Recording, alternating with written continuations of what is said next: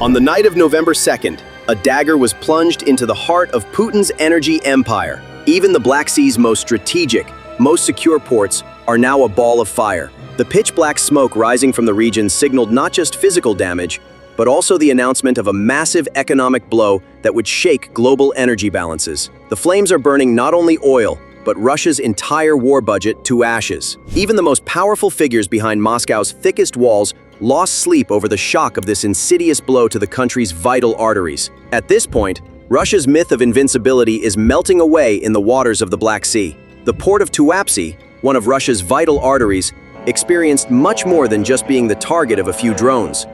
What burned there was not just an oil tanker, not just the terminal's loading infrastructure. What burned was a critical cog in that massive, invisible wheel that fuels Russia's entire war machine. This attack is perhaps the most concrete proof that the war is no longer being fought only on the front lines and in the trenches, but also in the country's most critical economic infrastructure, at the very heart of money and logistics. Yes, the southern coastline of the Russian Federation was engulfed in flames last night. These flames were not the result of an ordinary accident. This was the culmination of Ukraine's long-prepared, large-scale and destructive strategy to sever the most sensitive, most vital artery of the Russian war machine. The thick black smoke rising from Rosneft's massive oil terminal screamed to the world that the Kremlin's deepest fears had come true, that Russia's global oil power was now unreliable, defenseless, and vulnerable to attack at any moment. So, how did the Ukrainian security service deliver this blow with such precision from hundreds of kilometers away? Why couldn't Russia's much-vaunted air defense counter these stealthy, deadly drones? And what will be the long-term consequences of this coordinated attack stretching from Tuapse to the Kerch Strait and on to Crimea? Ukraine's operation is not just an attack, but also the declaration of an epic strategy aimed at completely crippling Russia's economic backbone. General Roman Svitin's prediction that the Ukrainian armed forces could completely shut down Russia's oil industry with these attacks is now more than a wish, it is a concrete goal. The drone attack on the port of Tuapse was a high-precision operation carried out by the Ukrainian security service, targeting one of the most strategic objectives in the Black Sea. The technical success of this attack lies in Ukraine's incredible superiority in long-range unmanned aerial vehicle technology. These locally produced kamikaze drones, capable of traveling hundreds, even thousands of kilometers, slice through the protective layers of Russia's most advanced air defense systems, such as the S-400 and Pantsir, which Russia relies on so heavily. The precision strike on a highly protected facility of strategic importance, such as the port of Tuapse, with 5 drones, proved how accurately Ukraine identified its targets and how advanced the navigation and precision capabilities of its UAVs are. These drones struck the heart of the terminal, the oil tanker loading platforms, the main stations of the pipelines, and the critical storage infrastructure, ensuring maximum damage. This was no coincidence. The details of the attack show that the UAVs deliberately targeted points that would extend the terminal's repair time to months and make the loss of export capacity permanent. The SBU's surgical strike did more than just burn a tanker. It also launched a direct attack on the main coffers financing the war by jeopardizing up to 15% of Russia's energy export capacity. Russia's inability to establish an effective air defense umbrella against this attack was a clear sign that Ukraine would move towards deeper, more destructive targets, once again exposing a fundamental flaw in Russian defense doctrine. Indeed, why are Russia's massive air defense systems so helpless against small, relatively inexpensive Ukrainian UAVs? The answer lies in the fact that Russia's air defense is still focused on large, high-altitude, and fast-moving targets. These modern, small, low-altitude, and slow-moving UAVs are often detected as noise by Russian radars, or remain hidden behind geographical obstacles. The chain reaction triggered by the Tuapse attack was a nightmare for Russia's entire southern front. The shutdown of this giant facility controlled by Rosneft not only hit Russia's export revenues, it also fundamentally disrupted the fuel supply, which is vital for the military buildup in the region. This attack acts as a direct dagger thrust into Crimea's supply chain. Crimea's defense and offensive capabilities are entirely dependent on the flow of fuel and logistics from the Russian mainland, and the Tuapse terminal was a key link in that flow.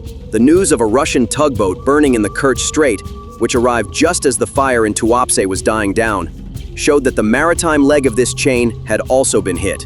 Tugboats are key overlooked elements that enable the movement of commercial and military transport ships in narrow and busy waterways such as the Kerch Strait. Any disruption here further strains the sensitive supply line to Crimea, while also restricting the Russian Navy's freedom of movement. The Kerch Strait was rapidly ceasing to be a safe passage for Russia, providing concrete evidence that Ukraine had successfully expanded its naval operations in the Black Sea. The plan implemented by Ukraine was not limited to the simultaneity of the attacks. It also drew attention by selecting targets in a way that would cause a systemic collapse. The attack on the oil depot in Crimea during the same days, confirmed by satellite imagery, proved that the fuel reserves in the hands of the Russian military command had been directly and successfully targeted. Officials clearly stated that this success had fundamentally undermined the fuel supply security of the troops in Crimea. The targeting of objectives in occupied Elchevsk also showed that Ukraine had blockaded not only Crimea, but also the logistics centers and transit points supplying Russia's entire eastern and southern fronts. This was the very strategy of gradually crippling Russia's southern flank.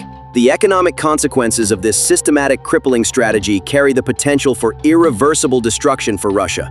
Striking analyses by experts and the data obtained show that Russia may have already lost up to 15% of its total oil processing and export capacity. 15% is not just a large loss on paper. It is a massive hemorrhage that directly affects the production of ammunition used on the front lines, cut from Russia's war budget. When the financing of the war is cut off, even the strongest army cannot survive.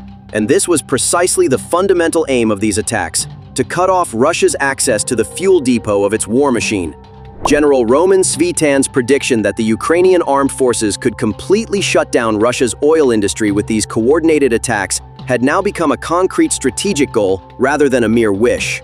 Russia's inability to establish an effective air defense umbrella against these attacks is a clear sign that Ukraine will turn to deeper, more destructive targets, triggering fears that the economic loss will become permanent. According to a general's assessment, the loss of 15% of the capacity of the Ring oil pipeline alone due to attacks on Russia's oil pipelines demonstrates the scale of this economic blow. This means that while transporting oil by sea is becoming more difficult, land transport capacity is also under serious threat. So, how much longer can Russia sustain such a massive economic hemorrhage at a time when defense spending is breaking records? The Tuapse attack and the risk to maritime trade in the Black Sea are completely weakening Russia's hand on the international stage.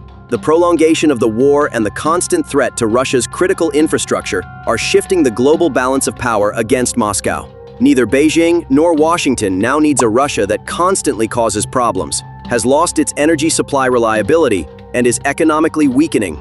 This means the rapid erosion of Russia's global geopolitical weight, the deepening of its political isolation, and even its closest partners turning their backs on it. Huge buyers like China will tend to diversify their energy sources and distance themselves from Russia due to the constant attacks on key ports like Tuapse and the increased risk in maritime trade.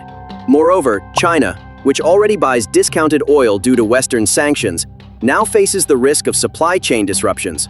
This situation jeopardizes Russia's most important economic lifeline and further increases Moscow's dependence on Beijing, which strengthens China's hand in negotiations with Russia. At this point, Russia risks losing not only its fuel, but also its global reputation and political power due to this series of attacks. This means that the economic and geopolitical foundations on which Putin's regime rests are rapidly eroding. On the other hand, another critical dimension that emerged immediately after the Tuapse attack was the shock effect of the operation on global shipping and financial markets. This meant not only physical damage, but also a surge in perception management and risk premiums. The Black Sea is no longer a safe trading zone for Russia. This situation has raised insurance and reinsurance costs for tankers carrying Russian oil to exorbitant levels. International insurance companies are forced to reassess war risk premiums for ships sailing to Russian ports due to targets such as burning tugboats in the Kerch Strait and constantly bombarded oil terminals. The increase in these premiums automatically raises the cost per barrel of Russian oil. As a result, major buyers such as China and India will demand Russian oil at a greater discount than before, as they too must cover the increased insurance costs. This situation is eroding Russia's export revenues not only through physical damage, but also through financial costs and risk premiums. With these attacks, Ukraine has opened a sophisticated economic war front against Russia. using insurance premiums instead of artillery shells. This is a cunning strategy that goes beyond conventional weapons and rapidly nullifies Moscow's entire influence on the international financial system. The most important psychological consequence of this series of attacks is the message sent to the Russian people and the security elite within the Kremlin. If Russia cannot protect its critical energy infrastructure even in the deepest parts of its own territory, this means the myth of invincibility is being shattered by a shock from the grassroots. Moscow sees that Ukraine is targeting not only the front line, but also Russia's perception of economic and geographical inviolability. This situation not only leads to military losses, but also creates great unrest internally, as the people realize that the safe zone promised to them is actually defenseless against UAVs. Confidence in the regime will be shaken. Furthermore, incidents such as the tugboat fire in the Kerch Strait symbolically weaken Russia's control over Crimea and reinforce the message that Crimea is an accessible target for Ukraine. This means that Ukraine is using it as a powerful propaganda and psychological warfare tool targeting Russia's internal political stability and public perception. In summary, these coordinated UAV attacks, starting from Tuapse and extending to Crimea, are an epic success demonstrating that Ukraine has changed the rules of the war. Ukraine has chosen to undermine Russia from within by targeting its economic base and logistical mobility rather than its conventional military strength. The collapse of Crimea's supply line, the permanent loss of oil capacity, and Russia's increasing international isolation mean that the dominoes have been set in motion, leading to Russia's defeat in the war in the long term. These flames are burning not only oil, but also Russia's power and its myth of invincibility. Ukraine's determination and technological superiority are the strongest signs proving that victory is inevitable. So, which S-400 units do you think Russia will have to withdraw from the front lines to protect its Black Sea ports and energy infrastructure in the face of this new threat? Don't forget to share your comments and express your views with us. Thank you for watching. Don't forget to subscribe to our channel and like our videos for more in-depth analysis.